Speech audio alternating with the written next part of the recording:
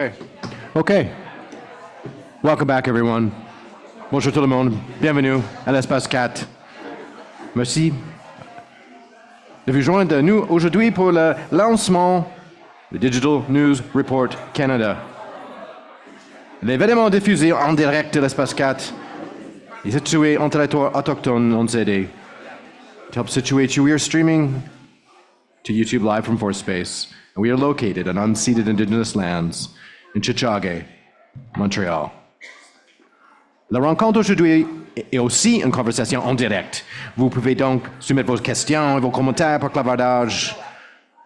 Questions, comments, if you have them, please put them into the chat.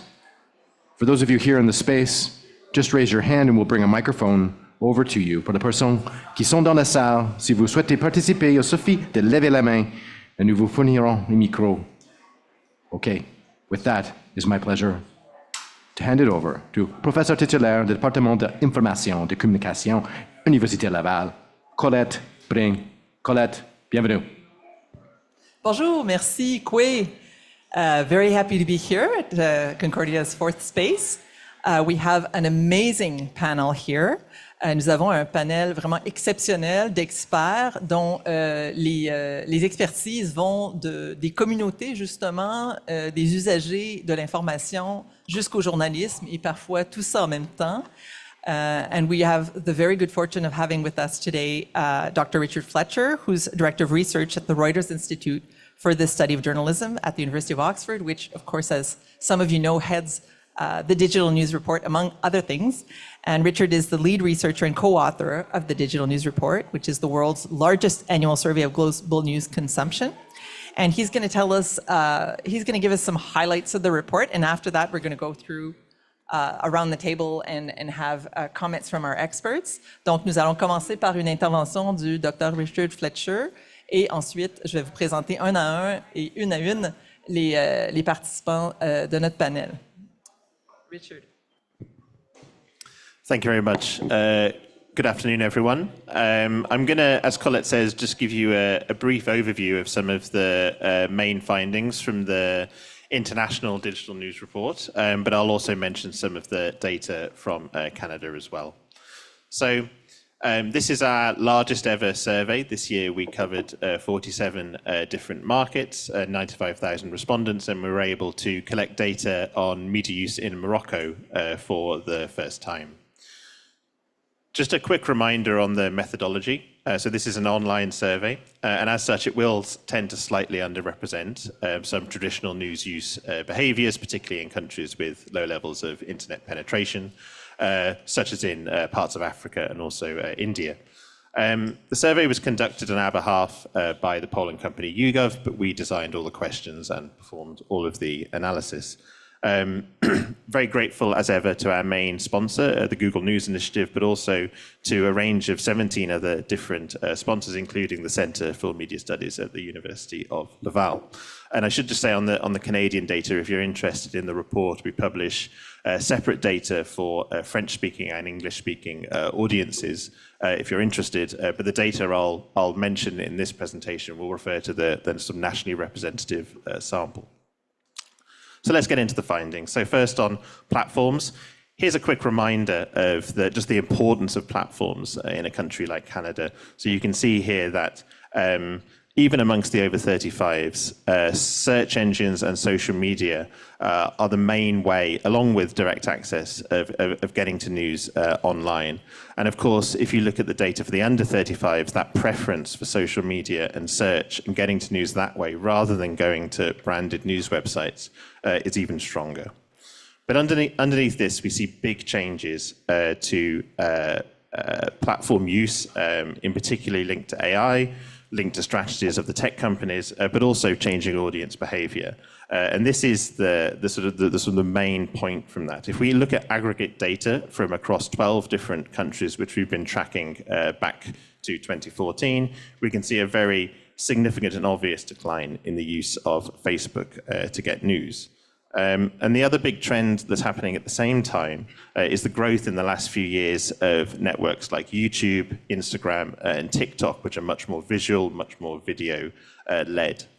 And if we look specifically at TikTok and its use for news, we can see that TikTok is much more popular in parts of the global south, particularly countries like Kenya and Thailand, where around sort of 30% say that they now use TikTok to get news. Figures are much lower in other parts of the world, so particularly in Europe, in the US, and also Canada, where around 10% say that they use TikTok for news each week.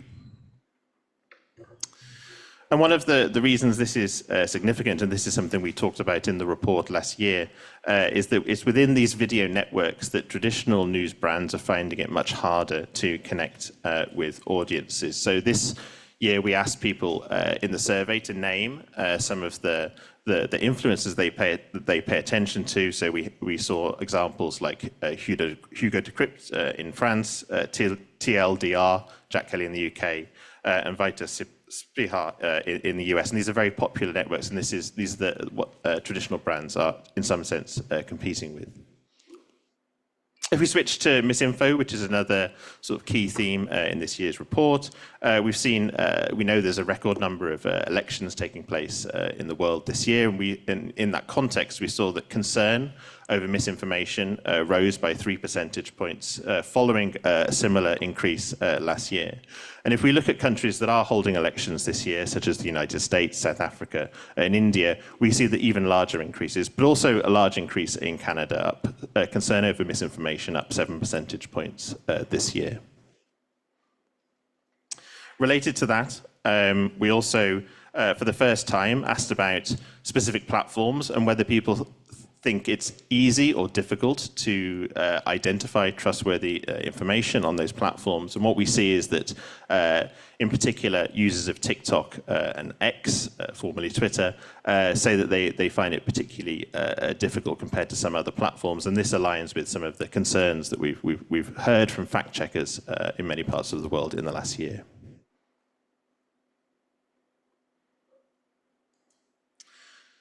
So in this year's report, we also collected some data on people's attitudes towards AI.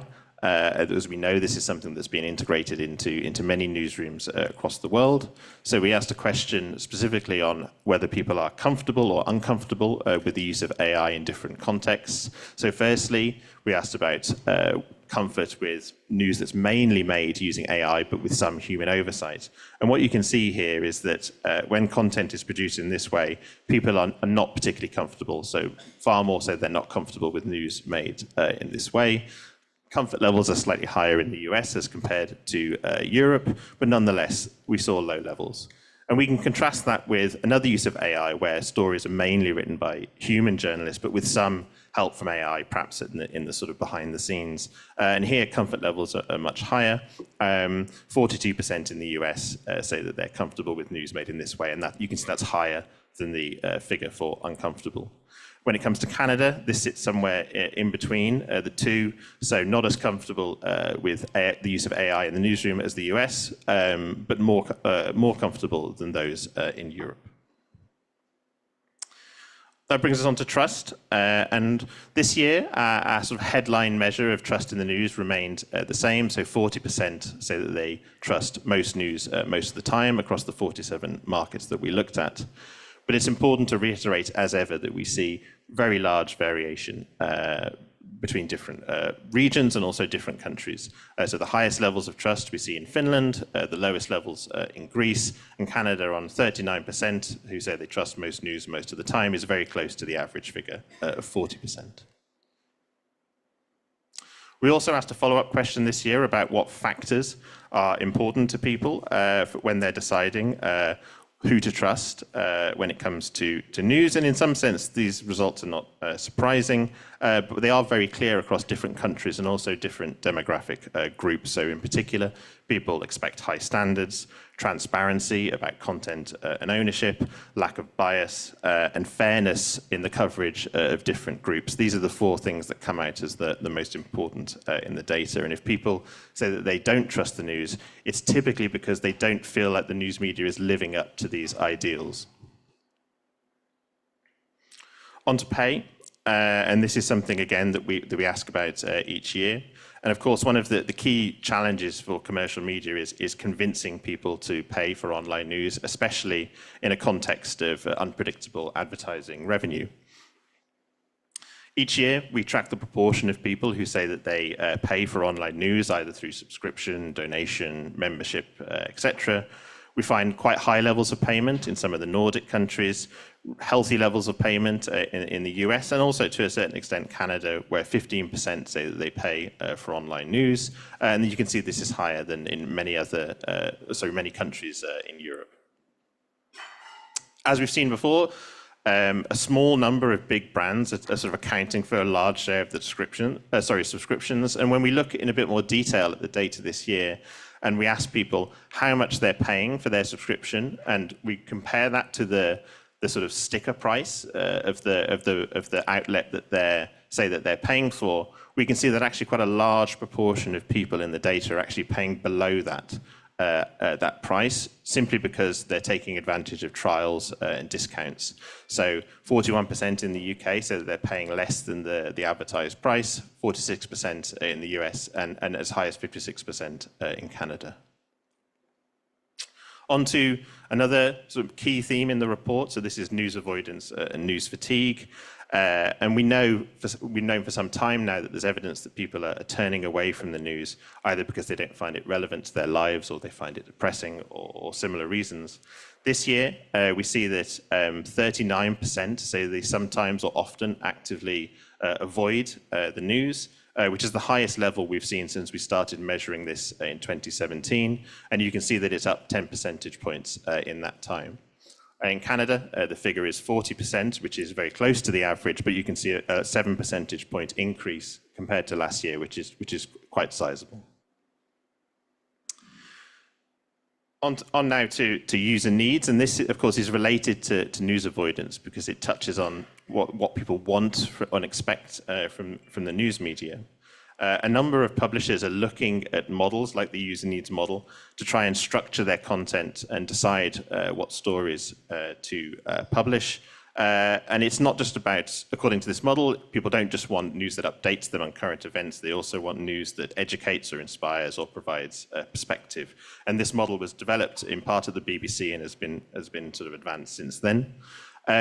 Firstly, we asked people which of these needs is most important to them. And you can see that, again, this is fairly consistent across countries, but we can see a sort of consistent hierarchy where people value the updating function, providing context, providing a range of different perspectives. Some needs, for example, inspire me, make me feel connected to others in society, are more important to younger people. But even in this case, if we look at younger groups, this order remains the same. If we then layer on top of that how well the public think the news media is sort of fulfilling these needs or providing content that meets these needs, and then look at the gap between the two and weight that gap by the overall importance, we can create a sort of what we call a priority index, and this gives an indication of where the biggest opportunities and the biggest gaps lie. And again, this is something that is fairly consistent across countries, and it's this give me perspective sort of need that people feel that the largest gap exists, but also inspire me as well. So news that makes me feel better about the world. Of course, this is no silver bullet, but we did do a detailed chapter on this in the report, so have a look at that if you're interested. So just to wrap up very briefly, on the key themes in this year's report, overall platform strategies are clearly changing. It's making it harder for news audiences or to engage news audiences, and this is even before some of the disruption that we expect from AI really starts to kick in. In terms of AI use, people are already worried about misinformation, and the use of AI in the newsroom may just increase this fear. There's an importance of humans staying in control, especially when it comes to creating content around important news topics like politics and war. Subscriptions are stable and growth is limited, and importantly, consumers are perhaps not seeing the full value in their subscription. And finally, there's questions about whether traditional news products are turning people away, whether they need to be more engaging with a wider range of perspectives, and perhaps even providing more inspiring stories. Thank you very much for listening. Much more on the website and in the report, and I look forward to the discussion. Thank you. Thanks, Richard. So you've given us a lot to think about. I'm going to hand it off to Ravindra, who is Associate Professor and Chair of the School of Journalism at Toronto Metropolitan University. And just very briefly on your bio, you're an expert in youth media use as a life skill. And I think you're very focused on issues of community and social, how and why things come to matter in social and public life by considering multiple layers of invisibility. So maybe you're going to help us make some of these things more visible. Ravi. Thank you, Colette, and thank you, Richard, for all of this incredible work. It's a massive undertaking, and it's really beneficial to be able to parse out the Canadian portion of it. And despite the fact that I'm the chair of a school of journalism, my comments on the digital news report today will come from the other side of the coin, more thinking about the audience, since among journalism audiences today, some may eventually want to become journalism students, who we increasingly find come from a digital experience of news first, and they ground what they perceive journalism to be, and thus what they want to become from that perspective. So it's useful to know about those distinctions. So now I look at the data from these reports with a few questions that arise for me around four main themes, many of which Richard spoke about, but we can think about in terms of a particular prominence. For me, it's related to age differences in digital news and journalism, both seeking and use, that demonstrate to a degree a priority of intimacy and or proximity. So what do I feel like is connected to me and what do I feel like is close to me? As a way to address perhaps what I would describe as the individual energy or capacity for news experienced by people in an increasing way where it feels like there's so much news all the time, and leading to an increased opportunity or value of curation, or as you said, user needs models, where people are receptive more to a curated experience than they are perhaps to an open world, and thinking about what they may serendipitously experience that they may not have been seeking. So in the area of age, to me, it's very important to recognize that media use has always, and in fact, for a long, long time, been differentiated by age lines. What I think is really important to keep in mind now is that eventually they tended to parallel back towards one another and intersect. But I don't think that's the case. I think now, however, these data suggest a continuation of parallel journalisms and journalism experiences along age lines. In particular, as demonstrated by the prevalence of what was in section 1.2 that talked about TV use as a significant source of media. We all know that young Canadians in particular, and Canadians across the board, have had differential relationships to television, but young Canadians, in fact, I've been teaching for 20 years, and if I ask people who watches TV today, I would say 75 or more % say I never do. I never watch live television. I engage instead in on-demand or other non-broadcast media experiences. And this is demonstrated by the CRTC's and Stats Canada's 2021 highlighted report that says that's exactly the case. It's consistent with and on a continuous downward trend. But as Richard demonstrated, globally, the news sources picture differs greatly by age and of users across different media outlets, but also the way they access different platforms and in different ways, suggesting a repeat of that parallel of TV usage data rather than focusing on the TV itself, but focusing on the difference that those multiple experiences of journalism seeking and use consider or contribute to a sense of intimacy and proximity. What is it that's in my life and what is it that I integrate, which to a degree is not surprising that it demonstrates, as Colette and her team has produced, a substantial differentiation between Francophone and Anglophone populations, because the Francophone population has a greater tendency to be closer in proximity to the media that they experience, historically in Canada, based off of a different degree of pervasiveness, of external similar language facility of information that's nearby. As a result of my reading of section 3.1 that has to do with the Canadian DNR report on trust, this translated for me as a need to understand the growing proximity of choice, where the report suggests that Canadians' level of trust in the news that they personally access is higher than the trust that they have in news in general, which suggests that people access news that is close to them or they find a closeness with, and that makes a huge difference, especially if in largely Anglophone Canada there is less of that relationship. Equally, it suggests that journalism cultivating relationships and not just making good content that's in the broader public interest and creating a stronger user experience alone is increasing in value, but that this increasing user behavior, as Gabrielle noted earlier this morning, is often dismissed as activism disrupts many core journalistic values. And we have to really think about, what do we do with that? How do we deal with it from not just an economic, but a participatory manner that offers an opportunity rather than closes a door? But this is important as well because it does also describe the idea that people only have so much capacity or energy to engage in journalism or in journalistic spaces. Yet at the level of news avoidance expressed in, and fatigue expressed in 3.4 and 3.5 of the report, that's strangely and inversely related to the idea that people still, 75% of people still engage with news every day and they want to participate. So what do we do from that? And what do we learn from that when people are more likely to go to the places they frequent regularly and engage in articulation, the things that are already connected to their lives, as if those are natural and everything else is peripheral or extra? So which leads to my last point, to the idea of what do we do in a world that lives in a digital space that is more based on the reports, as Richard described as a user needs model, a world that is more prone to curation rather than thinking about the open world or what is out there that I also might need to know that I already haven't probably already started to think about. And I thought about this as a metaphor that people are not really necessarily, based on the data in these reports, the trends are not saying that people want to bury their heads in the sand and not know about the world. What it says is they want to not feel as though they're up to their necks and buried and unable to move. So when we look at that, one of the things that I think stands out to me from the audience is that we have to think in a future-looking way of audiences who are really engaged in precision news grazing rather than necessarily open consumption of a wider spectrum of possibilities. And from a journalism organizational standpoint, we have to think about what the consequences and the values of specific findability versus broad public interest might be. And this report demonstrates a lot of segues to where the audience comes into that question in a much different way than it was before. So I'll pass it now to Alexandre. Thank you so much, Ravi. Alexandre Coutant est professeur au département de communication sociale et publique de l'UQAM. Il est responsable de l'axe pratique informationnelle et publique et l'agir politique du laboratoire sur la communication et le numérique, le Lab CMO. Ses travaux portent sur l'appropriation des technologies et les enjeux de confiance dans des environnements sociotechniques. Alors, vous comprenez pourquoi on l'a invité, Alexandre. On t'écoute.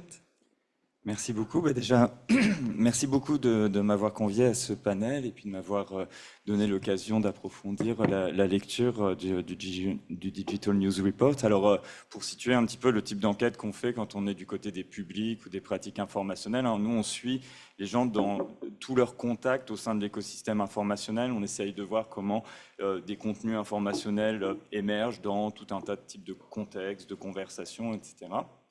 Ce qui permet d'approfondir un petit peu le rapport que les personnes ont à l'information, au-delà du simple fait d'avoir cliqué ou lu un contenu, mais ensuite comment on se l'est approprié, comment ça va influer sur nos manières de nous représenter le monde, d'agir, etc.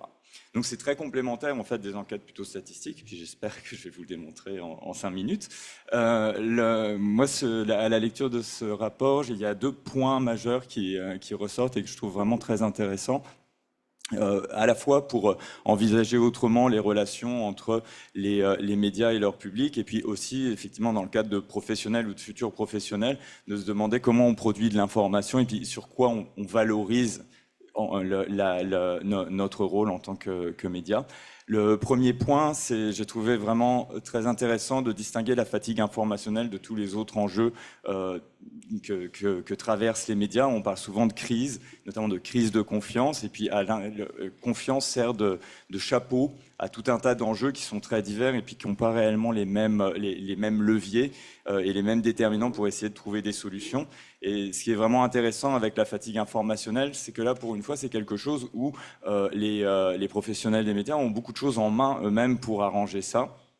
Alors, le côté enjeu, c'est qu'effectivement, dans nos enquêtes, il y a quelque chose qui devrait nous toucher beaucoup, c'est-à-dire que systématiquement, que les personnes soient jeunes, plus âgés, intéressés par l'information, moins intéressés, systématiquement, l'idée que les médias nous noient sous l'information, et donc c'est pas une question de médias sociaux, d'internet, on produit trop, etc. C'est les médias eux-mêmes nous noient sous l'information au point où c'est effrayant. Avant même d'avoir une relation de confiance ou pas, on recule parce qu'on se sent dépassé, en fait.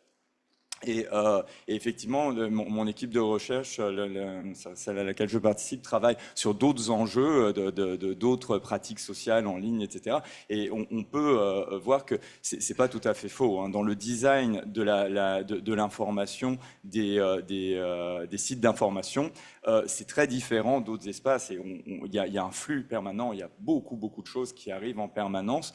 Il n'y a pas beaucoup de curation, hein. Et donc il y a certainement une réflexion à mener plus en profondeur sur comment on fait pour guider les personnes au sein des parcours d'information. Effectivement, on doit courir derrière l'actualité, mais ça c'est notre travail de production. Ensuite, dans la manière de rendre compte, d'organiser l'information, on peut très bien proposer tout un tas de filtres. Enfin bon, il y a des tonnes d'idées pour essayer de proposer des parcours de navigation qui soient plus accessible pour des personnes qui ne sont pas des professionnels de l'information et n'ont pas toute leur journée à passer à la lire.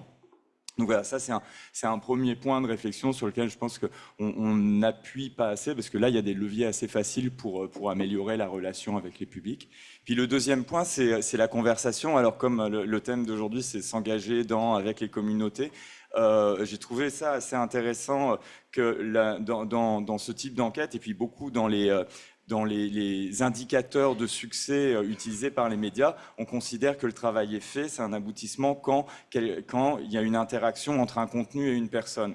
Et là, c'est vraiment riche d'aller lire plutôt la sociologie des publics ou des pratiques informationnelles, parce que ça, c'est plutôt le premier pas ou un pas intermédiaire à l'intérieur du parcours de vos publics qui, eux, s'informent, vont chercher des informations complémentaires si à un moment elles se mettent à s'intéresser au sujet ou à discuter avec d'autres personnes. Et où donc, finalement, le contenu, il n'est qu'un point à l'intérieur d'une conversation plus longue et d'un engagement plus long. Et là, il y a aussi, à mon avis, beaucoup de pistes qui peuvent être intéressantes pour des professionnels ou futurs professionnels, dans la mesure où nous, ce qu'on voit, c'est que les médias sont très peu présents à ce moment-là. Il y a des conversations qui mobilisent, qui demandent aux médias d'intervenir. C'est très très rare qui répondent. Ils considèrent souvent ça comme au-delà de leur rôle, voire une perte de temps, etc. Donc il y a vraiment une réflexion à voir. Est-ce que vous pensez que c'est important ou pas? En tout cas, du côté des publics, c'est attendu. Et ce qui est vraiment intéressant, c'est que dès lors qu'on considère qu'on n'a pas juste à produire de l'information, mais à l'accompagner, ça nous permet d'envisager des grands enjeux différemment. La désinformation, on a très peur parce qu'on met quelqu'un face à une information, on l'isole et on essaye de voir s'il se trompe ou pas. Or, essayez de faire votre propre auto-analyse, vous allez voir qu'on n'est pas expert de grand-chose. Finalement, on peut se faire avoir très rapidement sur plein de domaines. En revanche, ce que montrent les enquêtes sur les conversations, c'est qu'il y a beaucoup d'intelligence collective qui ressort de ça. Et il n'y a plus besoin d'être tous experts. Il suffit dans une conversation de 500 personnes qu'à un moment, quelqu'un d'expert prenne le temps de dire « voilà pourquoi vous ne devriez pas croire à ça » et vous avez 499 personnes qui ne se font plus avoir. Et ça, je vous parle de résultats empiriques, hein, ce n'est pas des doux rêves, etc. On met beaucoup en avant des cas où des gens se sont fait avoir, mais la réalité observée au quotidien dans les enquêtes est que cette intelligence collective marche beaucoup. C'est la même chose quand on est en train de parler de polarisation aussi, hein, parce que finalement, la polarisation, elle est beaucoup associée au fait de lire trop rapidement, de peu discuter, de ne pas avoir d'autres avis. Or, dans ces conversations, il y a une mobilisation de beaucoup de contenus informationnels, aussi mobilisation d'autres types d'informations importantes pour arriver à se faire une idée sur ce qui se passe, des témoignages, donc toute cette variété, elle crée une compréhension plus fine du sujet dont on discute. Elle permet de donner beaucoup de nuances. Et là, les médias ont aussi un grand rôle à jouer. Puis le dernier point, rapidement, c'est que pour faire une relation de qualité avec ces publics, intervenir dans ces espaces-là, c'est certainement le meilleur endroit pour transformer la relation qui, pour l'instant, est beaucoup perçue. Nous, dans ce qu'on voit, les gens font à peu près confiance aux médias pour produire de l'information factuelle, pour ne pas être menteurs, etc. Ça, c'est quand même pas la plus grande crainte des gens vis-à-vis des médias. En revanche, ils n'ont pas une très riche idée de la relation qu'ont les journalistes vis-à-vis d'eux. Ils trouvent qu'ils les représentent souvent de manière très disqualifiante, ils ne leur répondent pas quand ils posent des questions, etc. Et là, c'est pareil, il y a beaucoup de leviers pour améliorer les choses, je pense. Merci Alexandre, c'est encourageant d'entendre des choses Essaye de la positive. faire en positive. I'm just going to translate a few things because our panelists don't all have access to the simultaneous translation. So Alex is a qualitative researcher, and he talked about the fact that qualitative and quantitative research can actually be very complementary. The fact that that news sources themselves, not just social media, can be a source of news fatigue. And that journalists can actually improve relationship with the community by engaging more conversation, including in comment sections and places where you tend to think of it as very toxic. But what Alexandre has observed is that there's actually a lot of support and people figuring it out by collective intelligence. And journalists should not hesitate to get engaged in those spaces because it's very much appreciated by publics, and it helps strengthen that connection. Karyn Pugliese Pabàmàdiz is an award-winning Canadian investigative journalist. She's a press freedom advocate and communication specialist. She's a status Indigenous person and a citizen of the Algonquins of Pickwaganagan First Nation in Ontario. She's a Harvard graduate, a Neiman Fellow, formerly journalist and executive director of news at Creative Affairs at the Aboriginal Peoples Television Network, former managing editor at CBC editor, and also former editor-in-chief of the National Observer. Quite a lot for a single life. And she's also currently editor-in-chief of Canadaland and a visiting professor at Toronto Metropolitan University. Welcome, Karyn. Thank you. So this has been a great discussion so far, and I'm going to try to pick up and just kind of forward it. So I really have so much to comment on what you've all said, but I will skip that. I thought maybe the most useful thing that I could do today is just talk about the experience of what I'm seeing in the report and the experience of trying to survive all of this inside a newsroom. And the point of view that I come from, and I say it all the time, is that we don't have news because we have a democracy. We only have a democracy when we have news. It is important to the function of democracy. So I come at this with a point of view of concern and worry in a year where there's so many elections and when we're seeing a rise of populism. And to me, a lot of this is very connected. I was very happy, there were some good things in the report, as Ravi pointed out, that most people are still engaging with news on a daily basis, despite fatigue. We're seeing that move that if you shut down Meta and Facebook, people transition over to YouTube. They'll watch short news videos, they'll watch long news videos. This is all good news. But at the same time, we have an industry that is absolutely in crisis. And it is not because the quality of news has changed. I mean, we can struggle, we can try to meet needs. I really appreciate that everybody in newsrooms is trying to do exactly what was pointed out, try to figure out how can we better engage with audiences. And that's really important because news is a service. There's a point where news gets talked about, I think, is a bit of a product in the history of all of this. I always remind people it's a service. It's first and foremost, it's a service. So when I'm talking about the decline of news, I'll talk a little bit about Canada.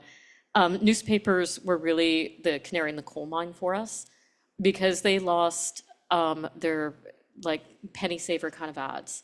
And so those disappeared.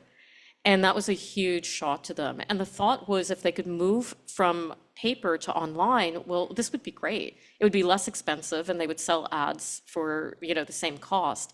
Well, that didn't happen. People paid less for digital ads. The digital ads, as we know, moved over to Facebook and Google, but also they're not competitive and they're not selling the same thing. You need to understand that when you used to look at a newspaper ad, you'd look at it and decide whether or not you want to buy something. This is not what's happening with the platforms that are monitoring and collecting data on you. They're selling your data, and they're not just selling you a product, they're selling their ability to change your behavior. And that's why as you follow around, these personalized ads follow you and persist at you till finally click and buy the thing. And or you do the action that they're trying to encourage you to do. That's not something that news organizations can offer competitively for sale. And that was where all the money, or most of the money, for newspapers was coming from. In broadcast, there was also a portion that came off of cable subscriber fees. And as people cut their cable, we were losing cable subscriber fees. So you're seeing layoffs at Global this week. We saw huge layoffs at Bell Media. They were estimating $40 million a year that they were losing on news. And so they've cut local, they cut half of their radio stations, and we lost some of the best reporters in the country, and including W5. So we're down to like one investigative show at the public broadcaster, and then some specialty ones like where I used to work at APTN. But we're losing investigative journalism in the country, and we're losing local, and the news deserts are growing. So all of this has to do with the shifting of the business model, which we're seeing somewhat in this report, and the idea that we thought we could meet people where they were at online and still pay for news, and we can't. The subscriptions, although Canada is somewhere in the middle, are nowhere near enough to support what we used to do. So we do need this other income, or this, people to pay for it. So that's where it's kind of at. At the same time, I wanted to touch on how detrimental I think this is for democracy. First of all, meta canceling of news. We saw that change in the stats there in the report. 46% of people used to get their news on Facebook. That dropped to 25% in 2024. Being that there isn't news on Facebook, I'm a little concerned what people are identifying as news. The disinformation is still on Facebook. We actually investigated at Canadaland, where I now work, on a podcast, Trudeau Hate Farm, that was on YouTube. And it's actually being run out of Egypt. We tracked it back to Egypt, and an Egyptian businessman who's running it just because he found out he could monetize hate against Trudeau.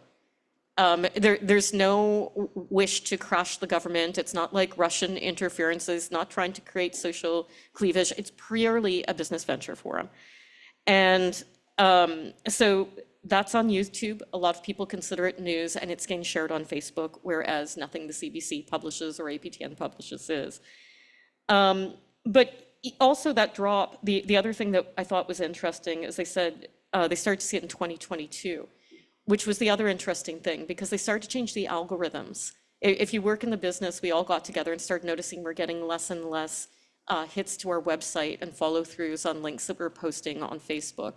And we realized that they were changing the algorithms to punish news, which is the other problem that you have with these platforms.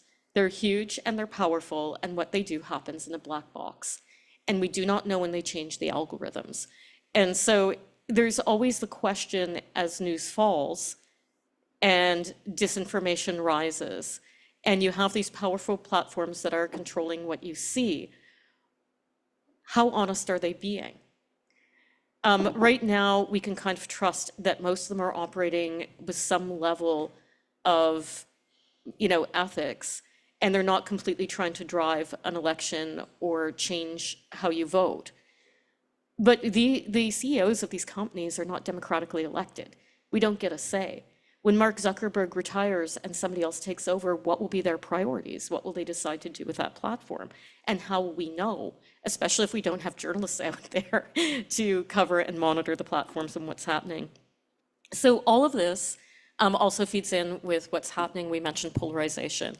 Definitely polarization is being driven a lot by the social media platforms. And I don't think it's necessarily even on purpose. It's just the way that machine learning works. You want to see something, you want to see more of it, you get fed more of it. And you get to see what's popular to you, and somebody else gets a completely different feed. So our experiences on social media are completely divided, and Ravi talked a little bit about that. But it's leading to what we're calling a cleavage of the left and the right, but it's not. I think we've misnamed it. I think it's a cleavage of people who feel enfranchised and people who don't. Because of a lot of the things that are being marked right now as left are concerns about climate change or human rights. In my knowledge, people who identify as conservative and engage with politics also care about human rights and also care about climate change. So there's this kind of alt-right movement that I think is just misnamed.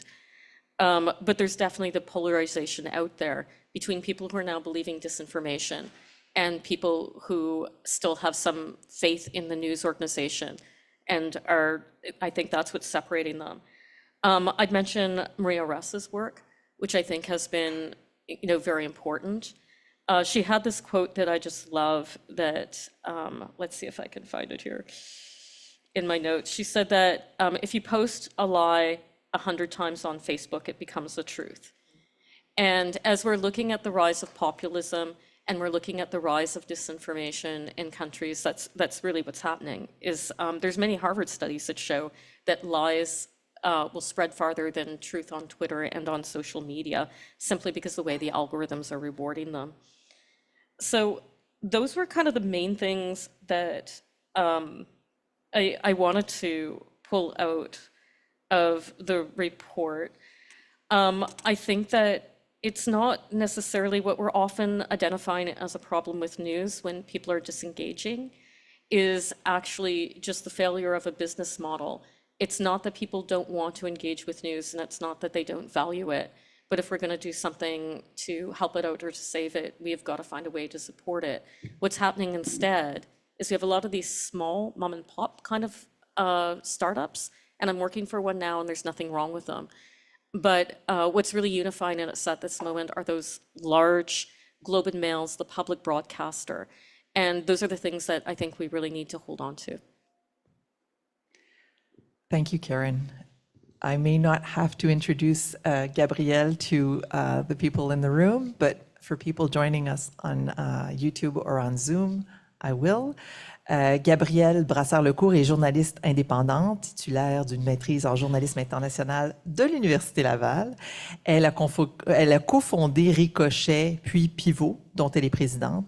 Elle est également vice-présidente de l'Association des journalistes indépendants du Québec. Elle a publié de nombreux articles dans des médias québécois. Elle a co-dirigé un ouvrage collectif sur la relève journalistique qui s'appelle « Prendre parole », que je vous recommande.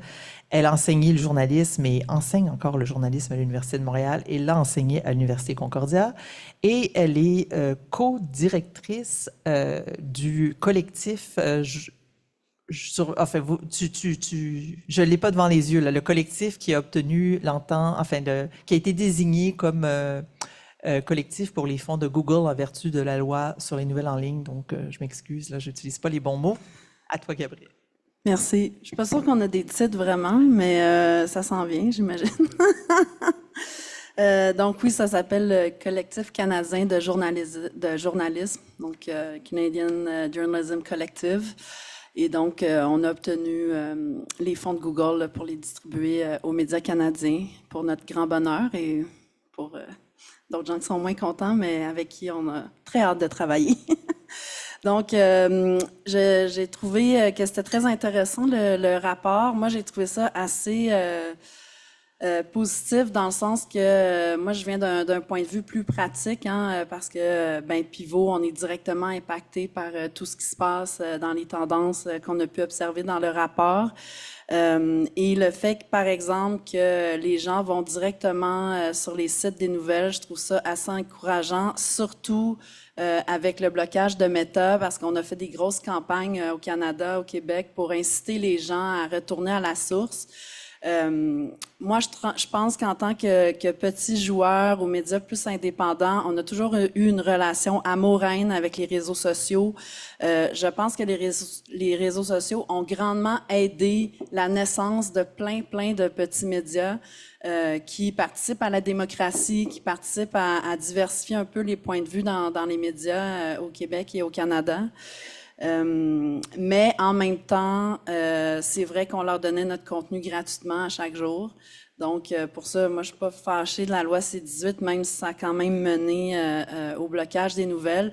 Et nous, on a été dans les premiers à être bloqués au Québec et ça a eu un impact direct sur notre lectorat. En fait, nous, on était moins sur Facebook déjà parce que ça rejoint moins notre public cible, qui est un peu plus jeune. Cependant, on avait développé une très grande stratégie sur Instagram et ça marchait extrêmement bien. On rejoignait beaucoup de gens, beaucoup de jeunes. Et donc, on a perdu la moitié. En fait, nous, on avait une moitié de lectorat qui allait directement sur notre site et l'autre qui passait par les médias sociaux, principalement Instagram. Donc, on a perdu tout ce lectorat-là. On aurait dirigé notre stratégie marketing vers TikTok. Mais comme on disait, TikTok, c'est très opaque. L'algorithme, on comprend pas comment il fonctionne. Ça reste une compagnie étrangère. Donc, on a des vidéos qui sont très viraux, d'autres non, puis on n'a aucune idée pourquoi, mais puis c'est pas du tout le même contenu aussi. Il faut vraiment faire du contenu très spécifique à TikTok. Il faut avoir une face, puis idéalement faire une petite danse. Puis bon, tu sais, c'est pas, c'est quand même, c'est pas la même chose que déployer notre contenu sur Instagram où on pouvait faire des diapositives, puis on pouvait mettre un petit peu plus de contenu. On est tous allés sur LinkedIn, on a essayé Blue Sky, en tout cas, on les a tous essayés pour essayer d'être ailleurs. Mais en même temps, notre prochaine, je pense que notre prochain move, c'est de faire une application. Puis ça, c'est la grosse différence avec les grands joueurs. CBC, Radio-Canada, les gens sont déjà habitués d'aller sur leur téléphone avec le petit icône. Les petits joueurs, on n'a pas ça parce que ça coûte, c'est extrêmement dispendieux de déployer une application. En même temps, je pense que c'est probablement la prochaine étape. Donc, c'est ça. J'étais quand même contente de voir cette statistique-là dans le rapport, qu'au moins les gens, je pense qu'il y a une partie de la campagne d'aller directement aux sources de nouvelles qui fonctionne un peu quand même en ce moment. Ensuite, l'attrait de YouTube, de TikTok, moi je suis pas très étonnée de ça parce que on le constate aussi que ça fonctionne. Nous, on met la plupart de nos vidéos, on a une vidéo journaliste et on met tout notre contenu sur YouTube, et ça fonctionne assez bien. Quand j'enseignais à Concordia, la plupart de mes étudiants me disaient déjà que leur source d'information était YouTube. Et je pense qu'il faut s'adapter. Moi, je suis d'accord avec ma collègue. C'est vrai que le modèle d'affaires basé sur la publicité, on a de la misère à sortir de ça. Ça fait des années qu'on sait que ça fonctionne pas. Je pense que la pandémie a mis un clou définitif à ça, parce que bon, il y a plein de publicitaires qui sont partis à cause de ça. Puis en même temps, je trouve qu'il y a certains médias qui manquent un peu d'imagination pour innover.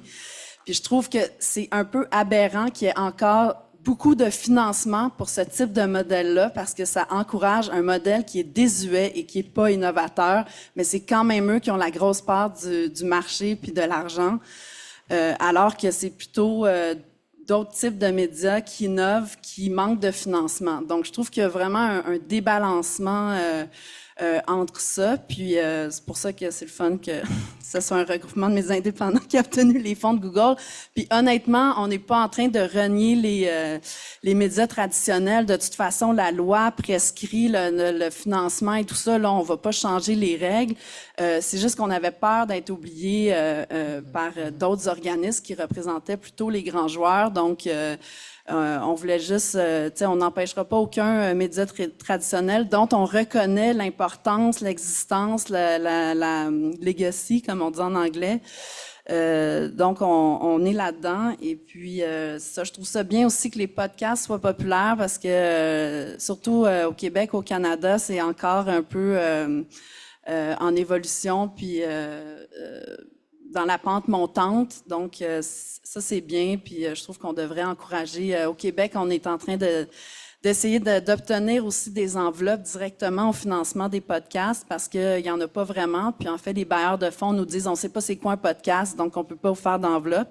Donc, je pense qu'il faut développer cette culture-là pendant qu'on est encore un peu dans la mouvance que les balados soient très populaires. Donc, ça aussi, je suis contente de voir ça. Puis, le dernier point qui m'a beaucoup encouragée, c'est de voir que les gens veulent de l'information qui leur donne une perspective différente sur des enjeux d'actualité.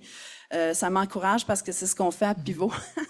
Et on le voit aussi, nous, on fait souvent des sondages auprès de notre communauté.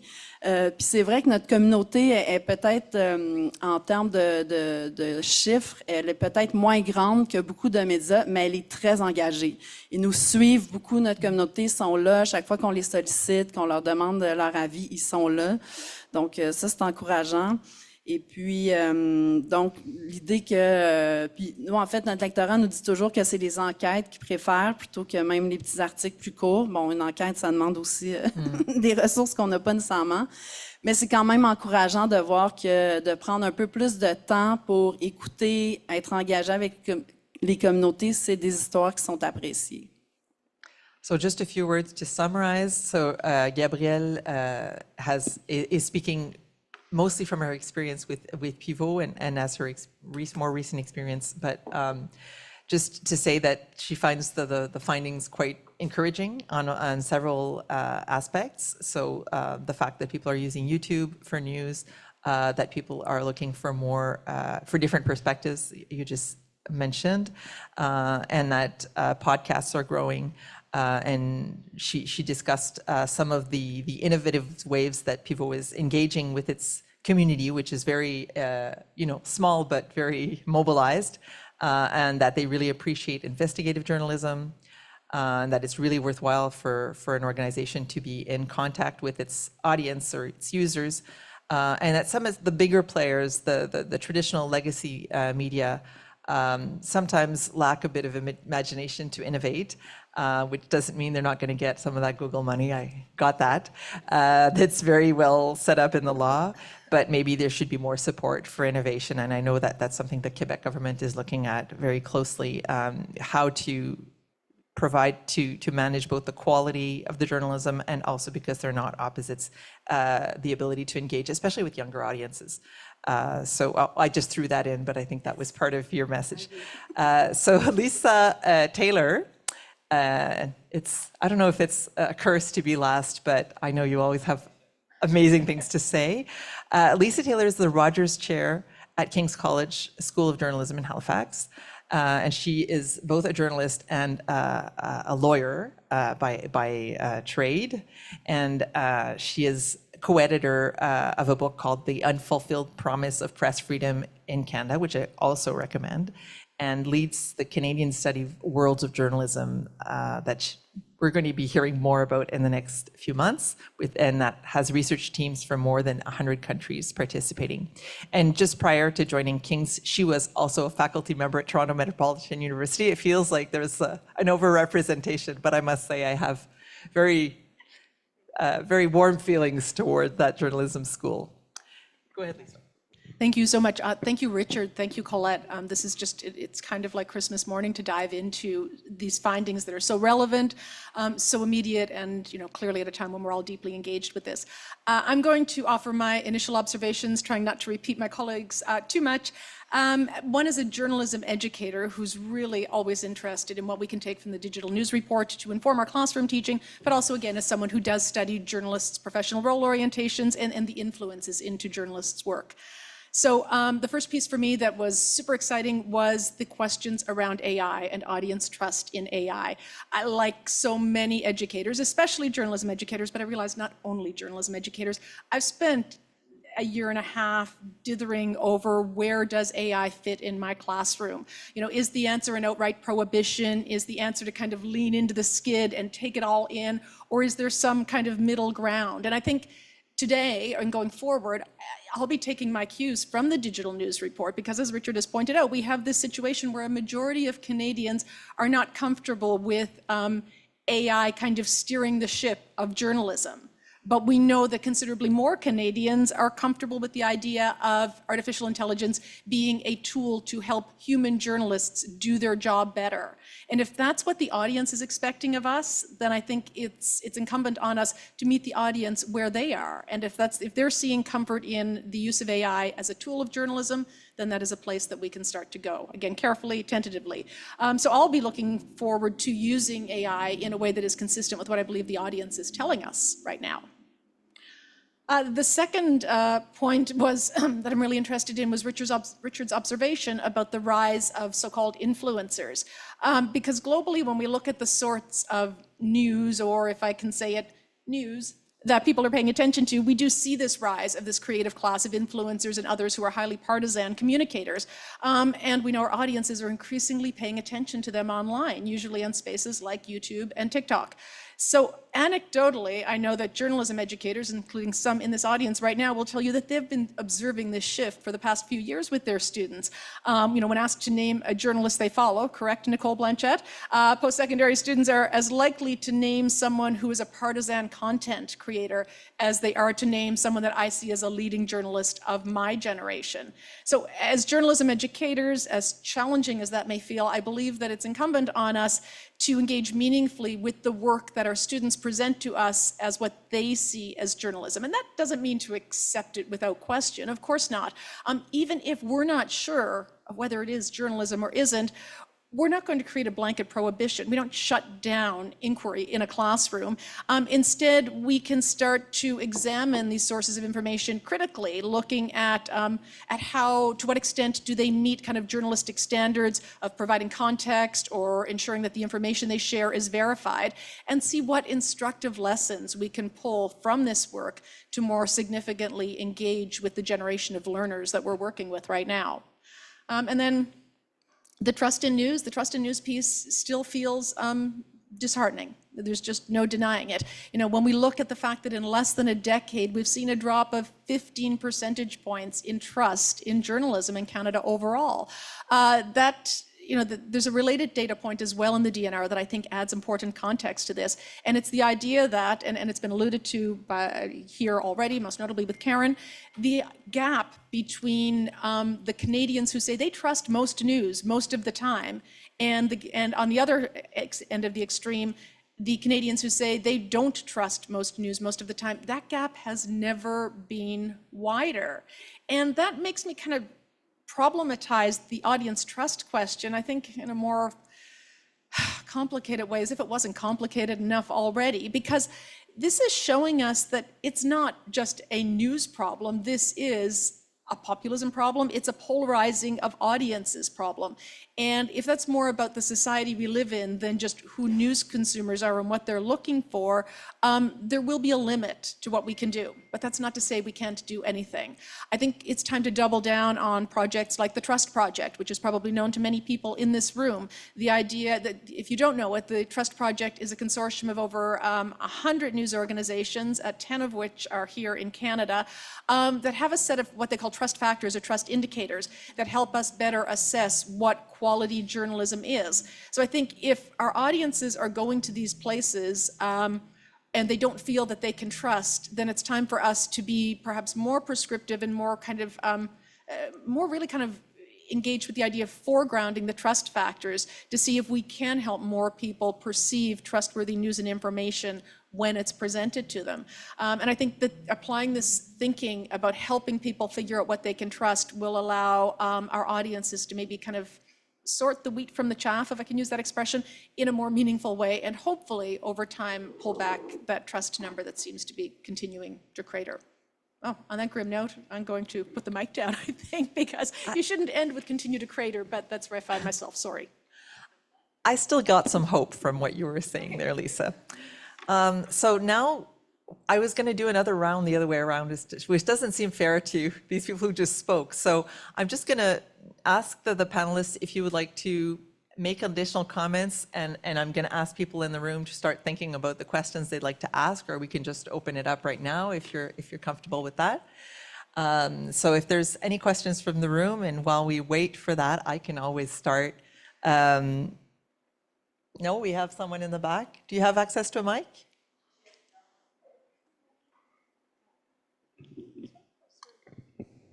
A mic is on its way to you. Could you raise your hand for me again? Sorry. Okay, it's just someone who stood and I mistook that for, oh, there, here but we are. have one right here. Probably not the original, but I had a question as well. Angela Misri from TMU, I know, overrepresenting. My question was, historically, like we had disruptions other than the internet and losing access to Facebook to put up our news.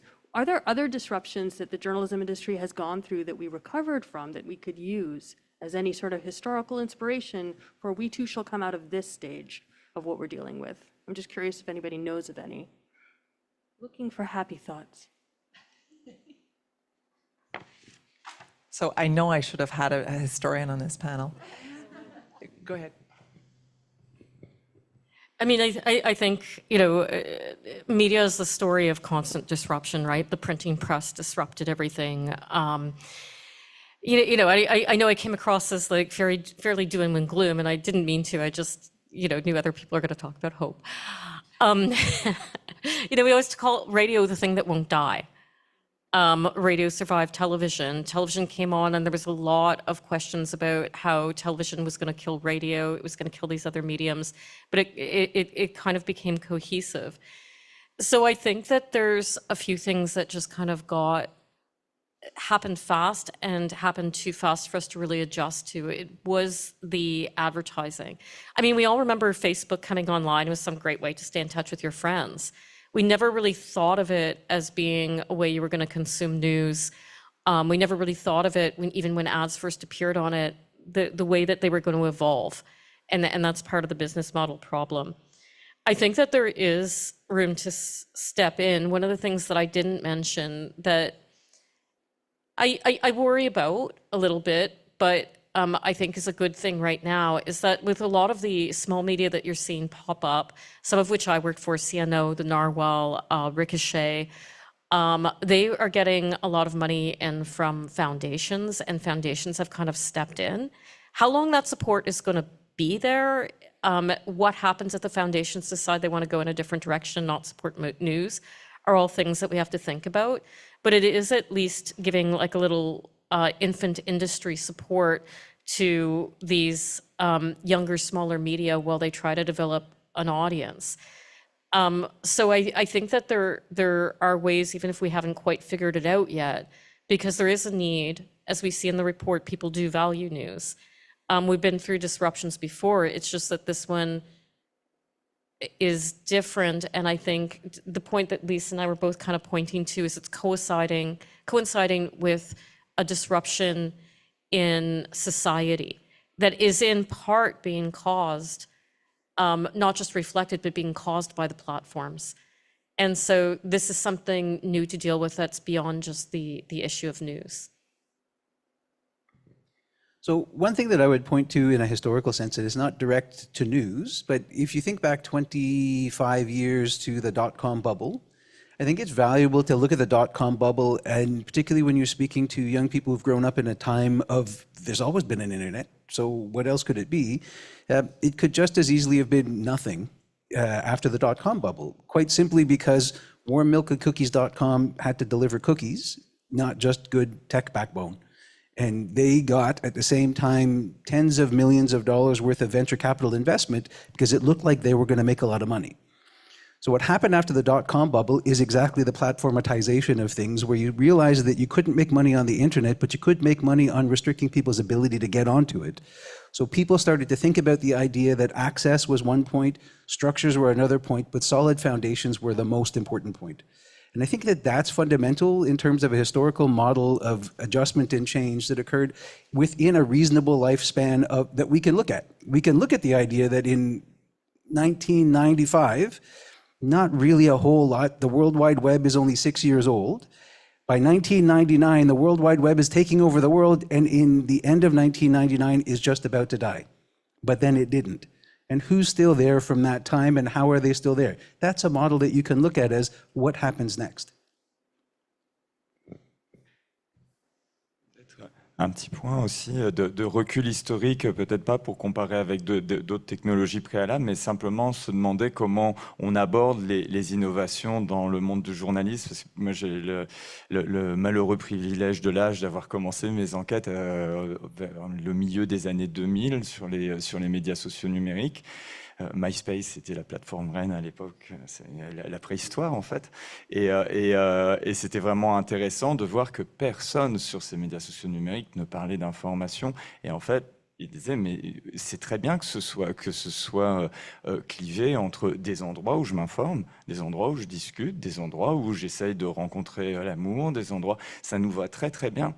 Et là, il y a eu les régies publicitaires de toutes ces plateformes qui sont allées toquer chez les médias en leur disant « Vous voulez de l'attention ?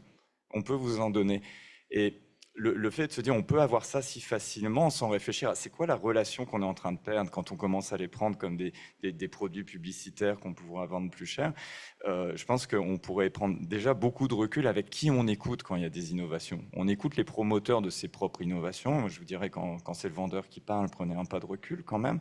Et on ne prend pas le temps de réfléchir à c'est quoi le lien qu'on a avec nos publics actuellement. Et d'ailleurs, je trouve ça assez intéressant, l'intelligence artificielle, on n'est que en train de dire comment on va produire plus de textes, remplacer les gens qui écrivent des textes, alors que dans les recherches sur ce qui est utilisé pourtant par les médias directement, c'est pas ça qu'on voit. C'est beaucoup d'autres services qui sont pas rendus actuellement, qui ne piquent pas les emplois des journalistes et qui augmentent les services, qui font du text-to-speech pour qu'il y ait plus d'inclusivité pour des personnes qui ne peuvent pas lire sur des petits téléphones, qui reformulent ou qui résument des textes trop complexes, parce qu'on sait qu'il y a des énormes problèmes d'accès à la littératie informationnelle n'est pas élevée. Donc il y a plein de personnes qui, même en essayant d'écrire des textes digestes, n'arrivent pas à comprendre les textes. Donc il y aurait plein d'autres choses qu'on pourrait faire. Et on ne les débat pas, alors qu'elles existent déjà, elles sont promues dans les... Oui, il faut lire un peu la sociologie des médias, mais c'est beaucoup mis en avant, et en fait, ça donne plein d'autres imaginaires, plein d'autres perspectives, et on ne serait pas obligé de suivre le chemin pavé par ces grands acteurs qui parlent beaucoup, mais encore une fois, à nous de décider de les écouter ou pas, en fait, je pense. Yeah, I'm just going to summarize a little bit for the panelists. So Alex was talking about reminding us of how news media were actually lured into social platforms. Like, oh, look, we have all, before that, it was all, you know, each platform did its own thing. You would go one place to meet love, one place to get, you know, talk with your friends or whatever and get, and news was completely separate from that. But the platforms got news media to come in to get all that attention, and maybe, you know, news media and all of us should be a little bit more careful when we listen to people who have something to sell to us, like the social media platforms. And lastly, he was talking about how use of AI in newsrooms is not always necessarily a problem, not always going to replace journalists, but actually many times it's actually creating more inclusiveness and more accessibility, like creating, you know, vocal recognition or description, image description, things like that, that would never have been done by a journalist. But this is something we can do with AI, and it makes content more accessible. I think I saw a hand up. Yes, we have a question right here, and I saw you next, yeah? Hi, everyone. Yeah, maybe this is out of context, but I'm curious and I would like to ask this. Since the incursion of AI and the huge participation of the social media, what is the fate of journalism and journalists as a whole in the coming decades? What is the fate of the profession and the professionals involved in the way they preach the professional in the coming years? What is the fate of journalists and journalism with the incursion of AI into the system? Am I clear? I'm not sure I understand. I'm not sure I could hear you very well. Okay. So the effect of journalism. I'm sorry, I didn't put it in my mouth very well. Now, with the incursion of AI into the system, journalism, what is the obvious fate of journalists and journalism as a whole in the coming decades? Didn't get that? Oh, what is the future of journalism in a world of AI? Yes. Basically, that's the $1 million question. Yeah, go ahead, Ravi. Yeah, we only have one mic, so. So I think Lisa summarized it really, really nicely when she thought about the idea of distinguishing journalism as being displaced by or complemented by AI. There are a number of colleagues in this room who probably study the value of AI and its use as a tool. And the report describes the idea that AI is not universally seen as a value in and of itself. But in terms of journalism, I have a colleague who was a business reporter, and he said, quite frankly, if I never had to digest an annual report and then just report on those findings ever again, I'd be very, very happy. And an AI tool would be really good at saying, these are the 1 million points of data that I'm just going to summarize and give you. But if they want me to tell you about the implications of that on your life, nobody wants the AI to tell them about the implications, because it's not human to be able to say, you won't be able to buy groceries. What it can say is, this is how many pieces of information relate to these other pieces of information. So thinking about it in a complementary sense versus thinking about it as a replacement sense is important. But we all know, unless you own the platform or unless you own the organization, it's also an economic question. So if I can do this with fewer journalists, what do I do?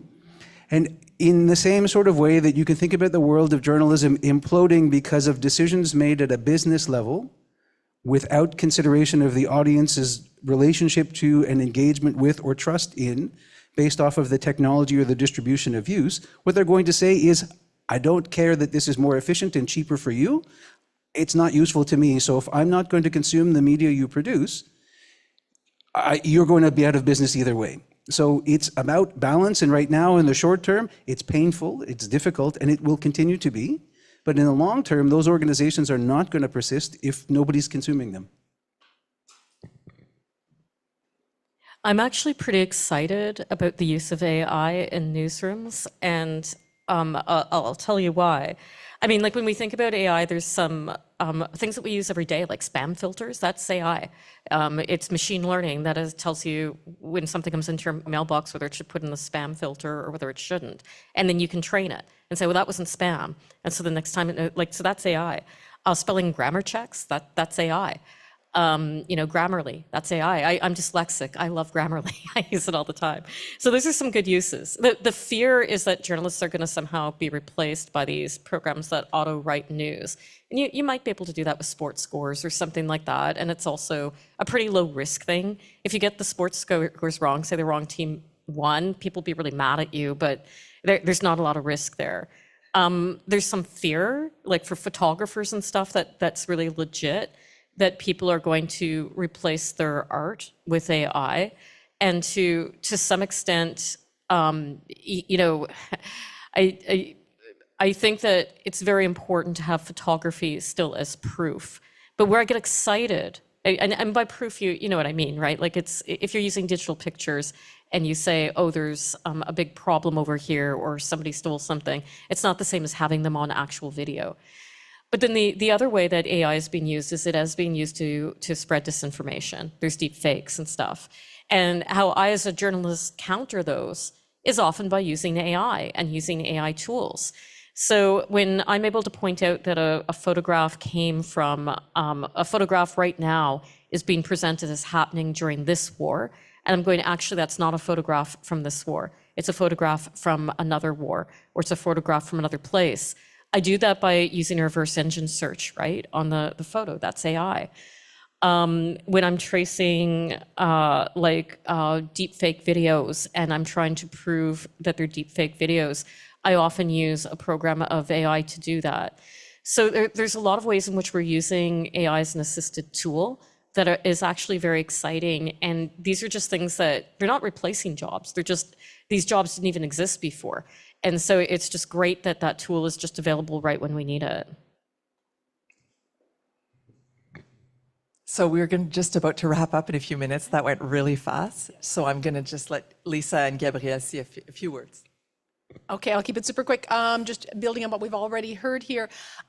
It's important to remember that we all talk a lot about AI and how it's interacting with journalism, but it doesn't mean the public does. I mean, I can't remember the exact figures, but we still know that quite a few people don't feel they know a lot about AI. Although, interestingly enough, more Canadian men reported knowing a lot about AI than Canadian women, which may tell us something else entirely, but I'll leave that for another day.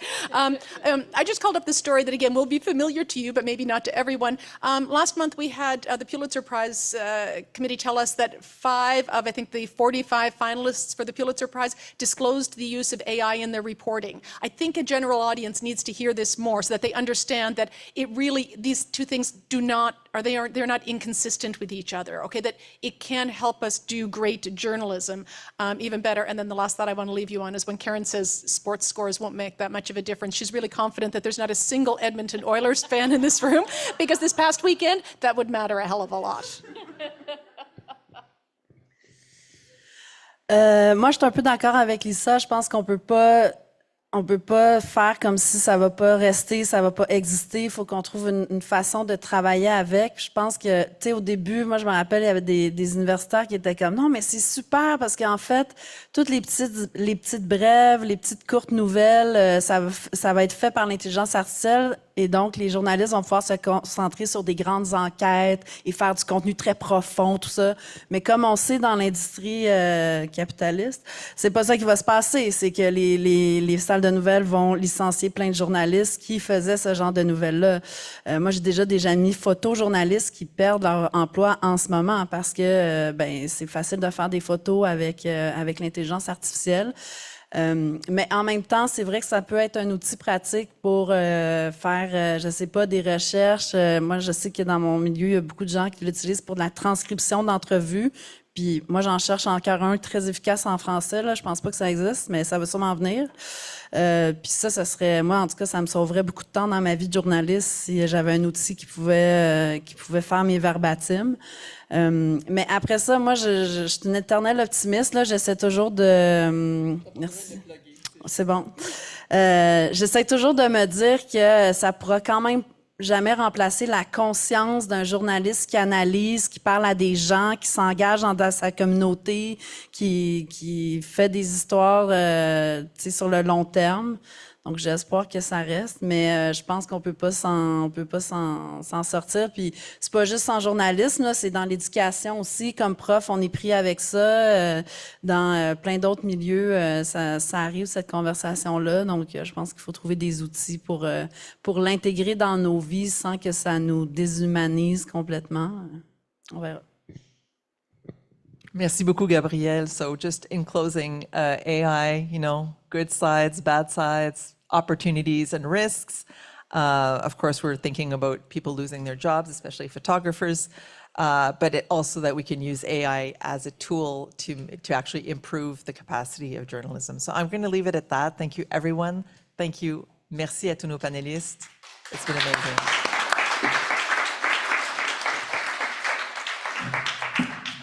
Thank you, Colette. Merci tout le monde d'avoir été de nôtres aujourd'hui à l'Espace 4, d'avoir participé à cette conversation. Thank you everyone for coming in today for this conversation, your participation.